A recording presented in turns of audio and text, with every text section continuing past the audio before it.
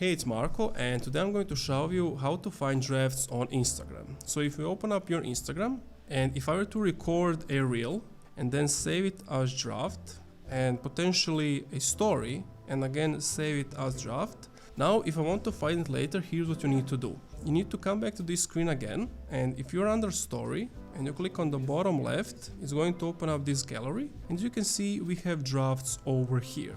If I want to find that reel, same thing, but I need to be under reels, bottom left, click on the drafts at the top left, and you can see this is the draft I recorded and now I can post it. And that's it.